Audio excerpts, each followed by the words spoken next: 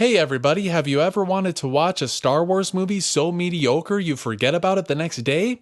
Well, you've come to the right place with Solo, a Star Wars story. I will say that if you are a Star Wars fan, a diehard Star Wars fan, I think you might agree that this movie was mediocre. But for as far as myself, who's just kind of your average Star Wars fan, I enjoy the Star Wars movies, but I'm not a diehard fan. I really enjoyed this movie. I wouldn't say it was mediocre, especially in comparison to Rogue One, which was awfully boring. Awful. Very boring. I only saw Rogue One once, but from my initial viewing experience, I enjoyed Rogue One more because I thought I had a funner time with it. It was like more entertaining, I guess you could say. Whereas with this movie, I felt with we're getting like the spoiler free stuff out of the way because we'll get into the spoiler stuff in a minute. But I felt that Solo, a Star Wars story was pretty just basic. It wasn't as fun, and there was a lot of like boringness to it, I guess you could say. I will agree that there were parts where I was bored. There were action scenes that I was bored. But overall, I enjoyed it. Okay, so yeah, so we get with the introduction of Han Solo, and he's his little lovebird of Kira, and they're, I don't know or if you would call them orphans or Yeah, I think so. something like that, because they're in these like tunnels or something with a bunch of orphan children, and there's this giant vampire worm lady, Lady Proxima. and pretty much Han Solo's entire story, his entire motivation in this movie is to get back to Kira because they get separated in these first scenes, and he's trying to get the hyperspace fuel. What is it called again? Coaxium. So and it's kind of his story of getting involved in the smuggling crime biz, so to speak. Yeah, so you can kind of view it as the Star Wars love story, and actually a good one, not like the prequels, I would say.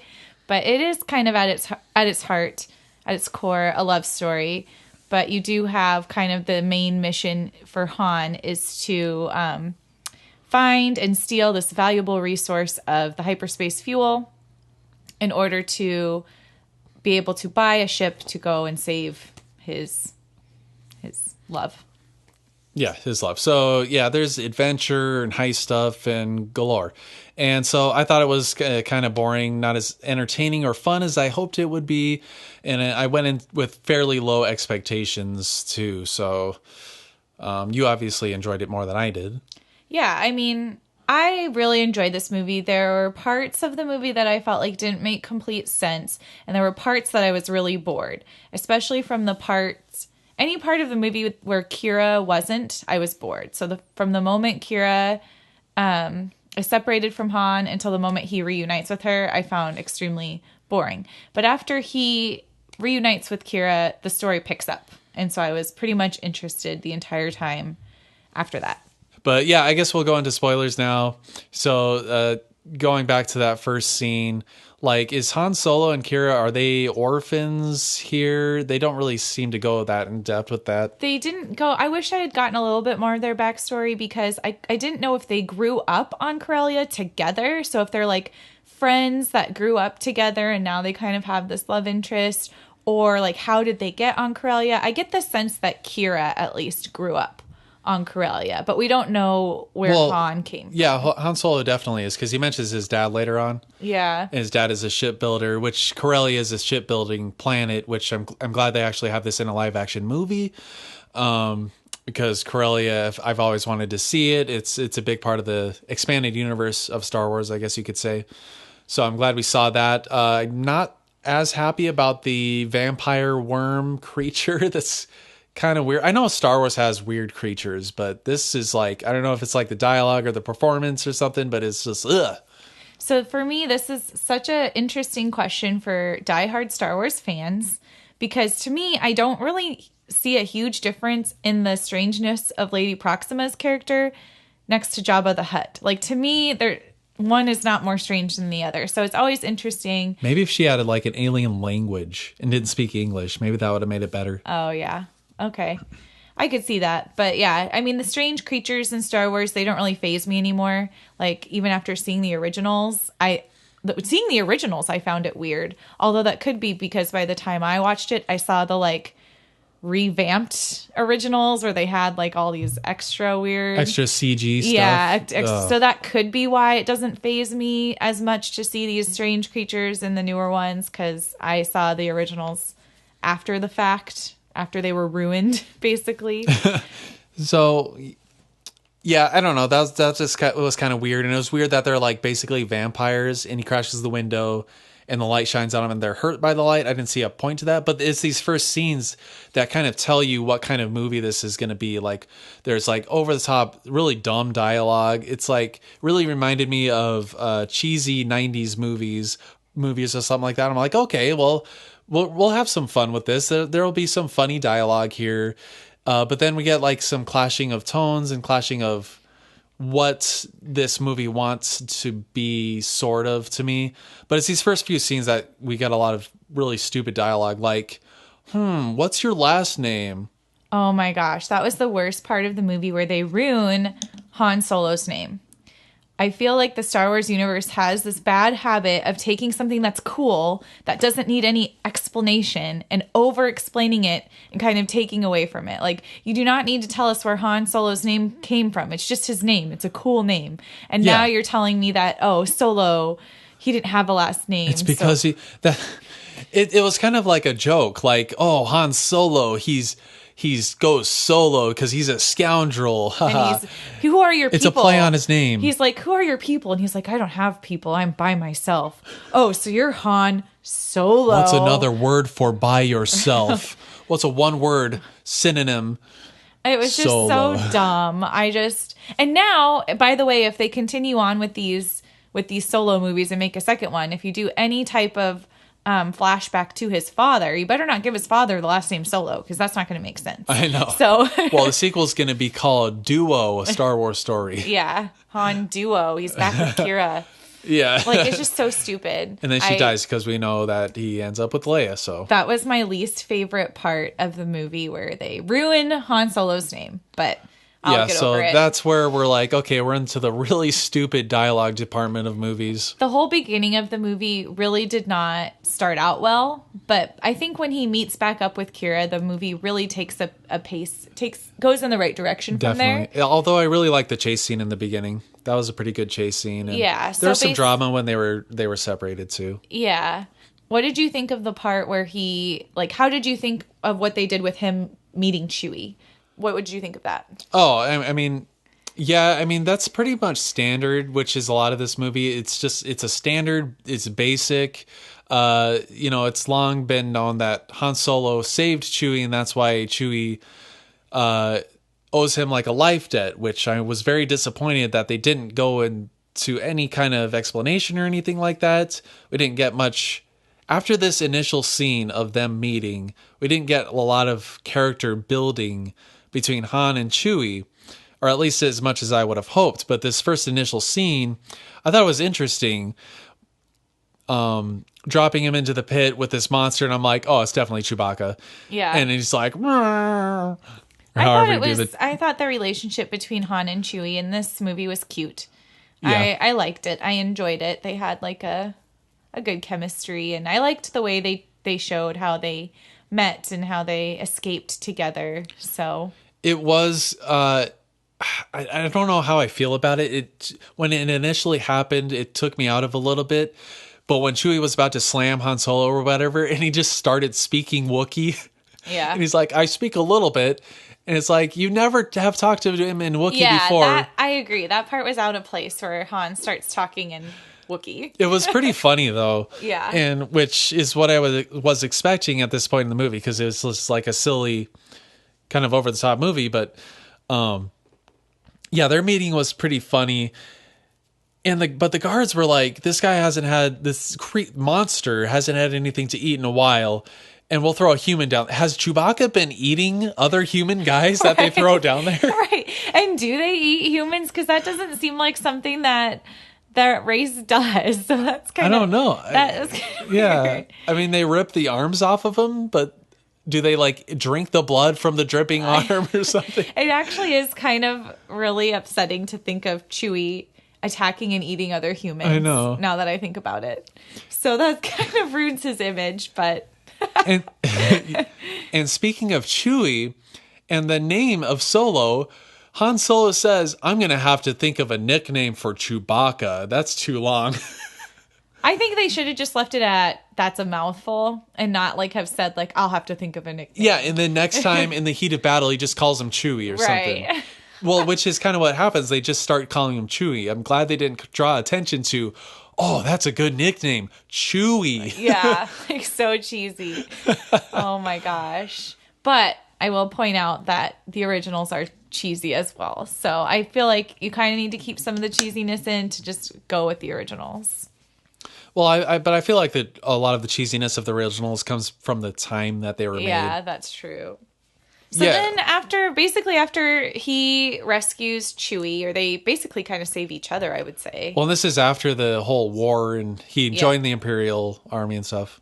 And he tries to become a pilot, and he gets kind of kicked out of that for bad behavior. So then he goes into the army or whatever. But anyway, he saves Chewie, and then he joins forces with Beckett, who is a criminal, and he works for the main villain of the story, Dryden Voss. I really like how they met and how Han Solo got into that crew. That was pretty cool. I thought that was cool, but here to me is the most boring part of the entire movie, which was the train heist. Their very first job together. That was just, you know how at the beginning of movies there's always some sort of like chase scene or like big heist that kind of gets the plot going for the rest of it? That's kind of what this was. Like, this was supposed to be like the big heist. The heist that kind of gets you interested into the rest of the story, that kind of moves the plot along. Yeah, it was like the start to the actual plot, right? Basically. So like usually those kinds of scenes where you start the movie with an action sequence that's supposed to move the plot along, those action sequences are usually like really short. They're usually condensed so that we can get to the real action of the movie. And this train heist was way too long. Like they treated it as if it was the main heist of the movie. So, and then they introduce us to these two characters that are in the team that just kind of immediately die. And it just kind of felt... Yeah, and what's her name has this whole romance with Beckett. Yeah, I think her name was Val. Like, was there a point to that? I guess maybe to show Han Solo not to get attachment. Well, and I think it kind of showed Beckett, because he kind of immediately got over it. And he's like, I don't trust anybody. Don't ever, don't get too attached. Don't trust anyone. Yeah. So Beckett, you can kind of see that he's like a likable character, but at the same time, he's not very trustworthy. He can kind of just... backstab you at any moment. Or he kind of, if he loses you, he won't be too broken up over it. And we see what happens later in the movie when he actually does betray Han Solo. Yeah. So, and I think the whole train heist, I think the purpose of it was to establish the importance of the hyperfuel and like how difficult it is to get. And how explosive it is. And then it also introduces us to... the Cloud Riders? The Cloud Riders led by Nest. Infant's Nest. I call her Infants. Infant's like an Nest. infant. Yeah. So the Cloud Riders, we don't really understand who they are. At the beginning of the movie, you think they're just like these... like a gang. A gang of people trying to protect their fuel. But or later... like a crime gang or something. Yeah, but later we kind of find out a little bit more about them. And so I actually found that... which was really pretty cool, I thought their incorporation into the movie was cool. Yeah. But so the train scene took forever, and then just coincidentally, so they fail the train, they fail the heist, they don't get the fuel. Yeah, nobody gets the fuel. It just blows up a mountain, which was awesome. Yeah. That was like the best shot of the movie, I thought. Really? Really cool stuff. I was bored, so I wasn't paying attention to that. That was the best part of the train heist scene. The blowing up of the mountain. Even though like two characters that we just were introduced got killed. Yeah. But so that happened. So then they have to go face Dryden Voss, which is played by Paul Bettany, who I thought was a great... Can I call him Vision? Right? But I thought he did a good job as Dryden Voss. But so he's kind of the main villain, and we run into Kira, who just so happens to be working for Dryden Voss as well. And it just was a little, almost too coincidental. Yeah. Yeah, and Han Solo's like, oh, I'm going to get this heist. I'm going to get this money. And I'm going to get a ship. I'm going to go back to Corellia, and I'm going to get Kira. Oh, she's here. Yeah. Hugs. Okay, we're back to normal now. Well, that 3 years was kind of later. weird because she comes up to him and she's like, hey, and he's like, oh my gosh. And like, I would expect them, if they were really romantic lovers, to like immediately kiss, or like, for at least for Han to like try to kiss her, or like even after they go off onto the quest together and they're alone to start. But no, they're kind of just like awkward around each other for some reason. I kind of got the vibe from their relationship in the first scene that they were just like, oh, we're young and in love, we're going to run off together kind of thing. Not like, we've been together for a long time now. But I mean, his whole mission is to get back to her.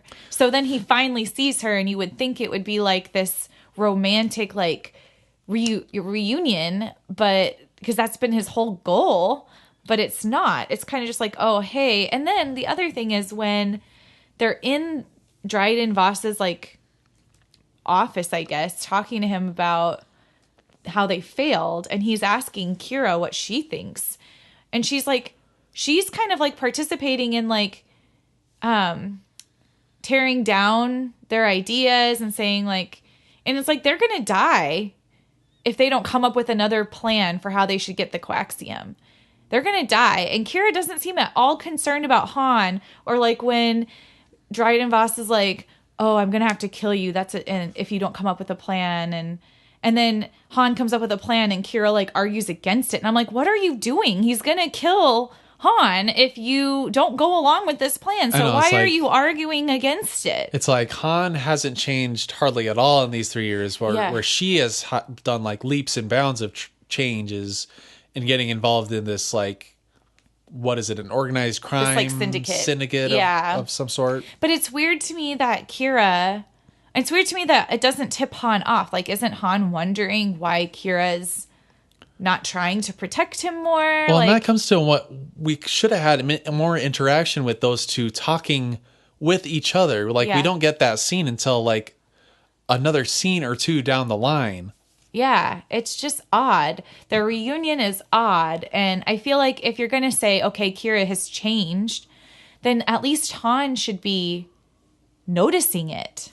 You know, because he's been spending his entire time trying to get back to her, and she just doesn't seem to be like concerned about his well-being at all. So that I thought was strange. But so anyway, they join forces. Kira goes off with them to try to come up with this new plan of stealing this coaxium from this other... From Kessel. From Kessel. They get the unrefined stuff from Kessel. Yeah. But they need a ship, so in comes Lando Calrissian. Who I thought Donald Glover playing Lando Calrissian was, I thought, great. I really enjoyed his acting.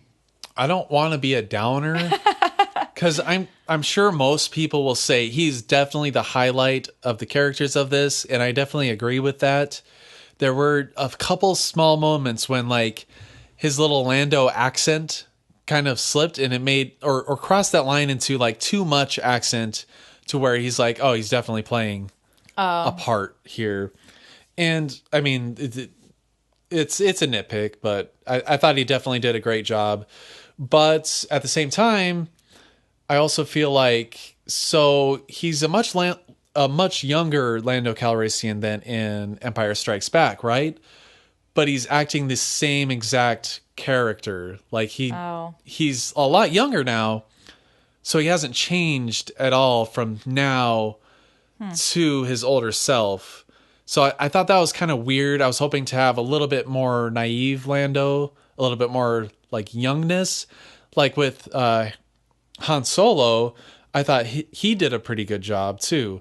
I mean, I'm sure a lot of people will be like, oh, he sucked, just automatically because he's not Harrison Ford. Most Star Wars fans that I know do not like the actor they got to play Han, and I thought he did great. Yeah, I don't know what the complaints are. I thought it was fine. Like, I thought it was a good, younger, more naive Han Solo. And Han Solo is already like a brash, like headstrong, like guy, scoundrel guy. And so you just get a younger version of that. And I felt like that was just pretty spot on. He was pretty charming. And I liked his he had kind of a sarcastic tone. And I liked that. And, you know, obviously he kind of does look slightly like Harrison Ford, but you can tell it's not him. They didn't get like an exact look-alike, but he did a great job, I thought, portraying. They should have just CG'd him. No. Just kidding. I thought he did a great job. And I thought Donald Glover did a great job too. But I particularly liked L3. I loved what they did with L3. I thought it was hilarious that they had a social justice robot. Social justice robot. Yeah, like she just cracked me up. She was the funniest part of the movie. What did she say? They're like, well, what do you want? Equal rights? or something like that. She was so funny. I was cracking up every time she spoke.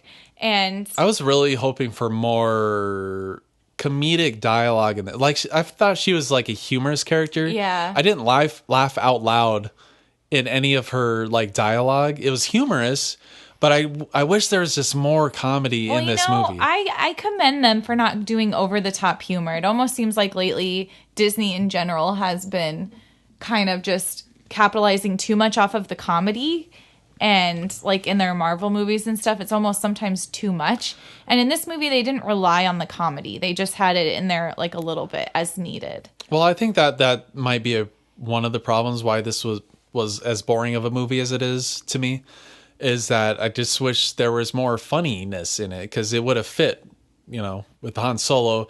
I felt like his dialogue could have been more comedic. Yeah. For sure. I mean, it didn't bother me. I really enjoyed L3's character. I thought she added the comedy that was needed. And her relationship with Lando is interesting, too. That's kind of a sweet little relationship. Like, all robots matter. Yeah, all robots. And it's interesting because it brings that into question. Like, what kind of rights do droids have? Yeah, and I love how when they're on the mission, are droids people? Everyone else is trying to get the coaxium, but L3's mission is to save all the robots. I've found my purpose. That's what she says. Liberating the robots. That is so funny. I really enjoyed that. So yeah, they're on Kessel. She does the whole entire breakout thing, which is a distraction so that they can get the stuff. And so, but then she ends up dying, which is really sad. But like, she doesn't actually completely die because they just upload her like brain into the. She still has like her like Falcon. whatever CPU core intact or whatever, but her as a personality is dead. Right, that's true. So that was pretty sad. I mean, and during this, Chewie has an actual scene where he gets a cool moment to shine, whereas there's Wookiees as slaves in there, and he goes and frees his people, which was freaking awesome. Well, and I thought it was a really heartfelt moment when Han sees that Chewie's like torn and doesn't know what he should do. Should he go help his fellow like kind, or should he stay with Han? And he feels like very like conflicted because he's true to Han, but he's also been looking for his family this whole time. Mm-hmm. And Han comes up and he says, "I'll miss you, Chewie," or something. And here, he says, "I hope to see you again," or something like that. Gives him the weapon. He gives him a weapon, like, no hard feelings. Go, like, save your family. And so I thought that was such a sweet moment. And so then at the end, Chewie decides, no, I'm going to go be with Han after he saves, his people. And that brings it back to where I wish there was more between Han and Chewie, because we get that little moment, but we don't get, like, hey, Han, you saved my life and you helped me save these people. Like, I owe you this life debt. That's why I'm with you. Like, we're friends now.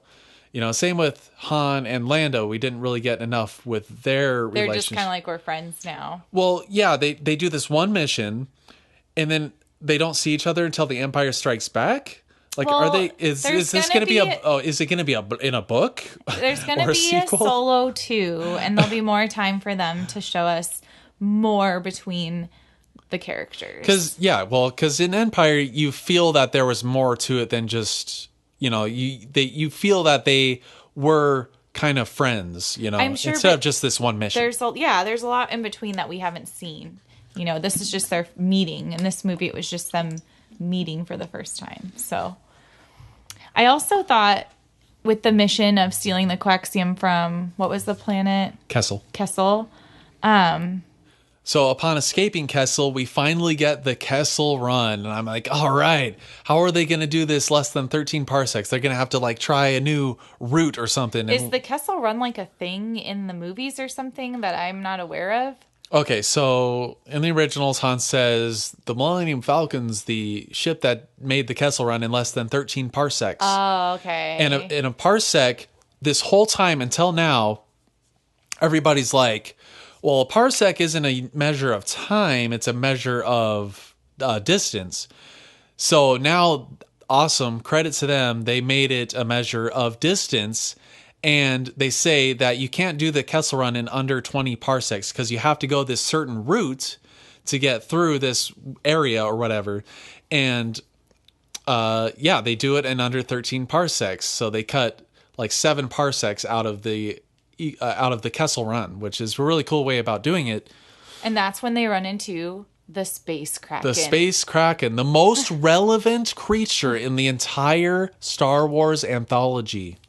I will say that this Space Kraken, I thought, was kind of out of place. Like, there's just this giant octopus in the middle of the universe. To their credit, they do mention while they're going to Kessel that there could be creatures in there. Huh. So that's kind of brings it back to that. However, they're just flying and there's giant tentacles everywhere. So that's why, because I thought they were taking a long time to get through that, but the time didn't matter. It was the distance. Yes, exactly. So, okay, that makes more sense now. Yeah, when you do say it takes them a lot of time, boy, was that scene long. Yeah, that's another scene that dragged on a little bit too much, but I felt like I was so excited to see that, and man, if they just like tighten that up, shorten it, the escaping from the black hole or whatever, the gravity well was really awesome. There was a lot of tension there, but the lead up to that, it's just the Millennium Falcon flying through space clouds for 20 minutes, you know? Yeah. So it just kind of dragged. Yeah, I felt there were a couple scenes that went a little too long. But so after they complete the Kessel Run, basically... Well, so after the Kessel Run, they go to the planet where they're supposed to unload the coaxium. Oh, right. Coaxium? Yeah, and they have to basically... I don't know what they do to it. Well, they hook these tubes up and for delivery or whatever. And so they find these people, these downtrodden... They look downtrodden. And, of course, the Cloud Riders are there. Show up. And you think that they're going to seek revenge for them blowing up the coaxium from earlier, but that's not... Or steal the coaxium that they just it. delivered, yeah. But they're not. Their mission is to just prevent it from getting in the hands of the... Empire. So Empire or the wrong hands. Yeah. And so they kind of explain their purpose, and Han, like, kind of... Well, they do want it for them because they want it for the rebellion. Well, he sympathizes with them. So then he has to come up with a plan to not give it. So they did all this work, but now they have to try to get it out of Drydas Voss's hands. Which, speaking of this scene, it brings up another stupid movie trope. There's the helmeted bad guy, that really cool looking helmeted bad guy, and they take off their helmet, and it's not what you expect. It's like this little teenage girl. I thought that was fine. I liked that. But that's not what I'm getting at. That was fine. But then when you see her, she doesn't have her helmet on ever again.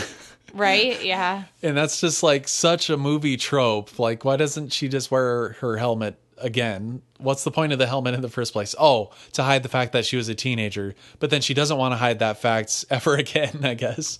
Well, it's kind of like they already know who she is now, so there's no need to hide behind it. Well, but everybody had left. Yeah. That knew about her, so. Yeah. So Voss shows up with his ship. This is when the movie actually starts to get good. Yeah, I really enjoyed this part. Voss shows up with his ship, and Han goes to Beckett, and they tells Beckett his plan to to give the coaxium to the Cloud Riders. And Beckett says, "You're on your own," and walks off. And so he says, I'm not going to be a part of this. Like, I like living. Yeah. Blah, blah, blah. You're on your own. I'm going to run. Yeah. And so I'll be on Tatooine. Right. So Han devises this plan to trick Voss, and I thought that this was really cool, the plan that he came up with. Yeah, pretty ingenious. Yeah, so he like goes with the real Quaxium, knowing that Beckett's going to tell him it's a trick, but it really is the real Quaxium. So, yeah, and that whole scene, like, the thing about Vision is that he kind of chews up the scene, and you get, I don't know if that's the right terminology, but you get this sense of tension that at any moment he could just like have you killed. yeah. Because, and then he's like, oh, bring it to me. And it's like, that's super explosive stuff, as we saw before. Yeah. And he's like, oh, okay, are you sure? And I'm thinking, okay, at some point somebody's going to throw one of those things out the window. Well, and he doesn't think it's real, which I makes guess they it wouldn't even be able to, scarier because he could just do that and accidentally kill drop everyone, one. or not even accidentally on purpose because he thinks it's fake. Right. So, like, that's kind of scary, but that was part of Han's plan, knowing that Beckett probably ratted him out. So, Yeah, which actually draws back to Beckett's advice for Han: don't trust anybody, and people are predictable. right. And so Han actually takes that advice and says, I know Beckett's going to betray me, which actually is kind of a risky plan, because if Beckett did not, in fact, betray him, then Han's whole plan isn't going to work. So it all relies, his entire plan hinges on Beckett ratting them out. I feel like it's a very Han Solo plan. Yeah, very risky plan. But luckily, Beckett does come and rat them out. So Voss thinks the Quaxium is fake and sends all of his people to go collect the real Quaxium. And this is where some pretty good editing actually comes into this mix, because it's nice and straightforward. It gets you to where you want to see, because it's cutting between Vision and the Cloud Riders. You know, the Vision's army storming that beach to get the coaxium, finding out that the buckets are empty, and then going back to Vision and finding out that that's actually the real stuff. And I also liked how, because they captured the Cloud Riders, all of Voss's army captured the Cloud Riders, and you're thinking, oh no, like, what's the Cloud Riders? And then you see them take off their helmets, and it's just the townspeople, and then the Cloud Riders. So the Cloud Riders were in on it, and they come in and they attack the army and kill them. So the whole army's dead. All Voss has is Voss is up against the other three. Beckett is on nobody's side. Which they made it sound like Voss had a much larger army than that. That's true. It was a very small army. Maybe he does have a larger army, but it's not like with him yet. Because he was just going to the planet to collect the So he just had like fuel. his personal guard or whatever. Yeah. But then we see Kira betray Voss and kill Voss. And I was so excited because the whole time I was like, Kira's going to die. Kira's going to die. We know Kira's going to die. I thought she would betray Han at that moment, which would bring in more of the untrusting side of him out. See, I was never expecting her to betray Han. I believed the whole time that she loved Han. And so I was thinking she was going to die because obviously Han gets with Leia. So she has to die at some point. Either one or the other, or something has to happen to her. Yeah, I just assumed she was going to die. And she doesn't. And she saves Han. And I hated the ending. I really did hate the ending of her only saving Han for her own self because she wanted to be the new Voss. So it's not because she wants to save him. It's because maybe it partially was because I'm sure she still cares about him. Maybe she wants him at a distance because she doesn't want to like put him in danger. But it's like she kills Voss and then we get the best part. Just go ahead. I think most diehard Star Wars fans are really going to hate that Darth Maul is in this movie and that she contacts Darth Maul, who turns out to be... And he has freaking robot legs, and it's like, I get that the Clone Wars are canon, whatever. Oh, man. Well, and so then we find out that, Dryden Voss really wasn't the main villain. It's Darth Maul is the big villain of the... It's like, why can't he just stay dead? Syndicate, I didn't like that in Clone Wars. I thought that was dumb that they brought him back. Like, he was cut in half. Yeah. In episode 1, fell down. How far did he use the Force to levitate himself so he didn't die? he was cut in half too. So did you forget that part? And he just has robot legs and he's old. And oh man, I just hate it when they say, hey, you killed this guy. Congratulations. Oh, years later. Hey, guess what? I'm still alive. Well, and I don't like that they're implying that Kira is going to go to the dark side. Like, she has no reason to. Well, she's not force sensitive as far as we know. Well, but I mean, work for the dark side. Right, or whatever Darth Maul is up to. Yeah. It just makes me... So he might be like the leader of that whole syndicate. Yeah, I just kind of wish that Kira had ended up with Han in the end, and then we could have had like I guess they would have had to have done a Solo 2 and show how they get separated again. But I mean, they're obviously leaving it open yeah, for Solo 2, so it's very obvious. There's certain things that are just shoved in here for expansion of, hey, there's going to be a new movie, and shoving Darth Maul into this, and that's another stupid movie trope of, I'm the cloaked figure in the hologram. I'm going to lift my hood so that I can reveal who I am. And then I'm going to light my lightsaber for no reason whatsoever, just so that there can be a lightsaber in this movie. Oh yeah, there was no really lightsabers in the movie, was there? That's interesting. But it's Star Wars, so it has to have one lightsaber at least. In Disney's defense, it is kind of hard for them to go back and make these prequels without referencing at all the other prequels. And that's the thing about making a prequel, is that it's more or less pointless because we know where the characters end up.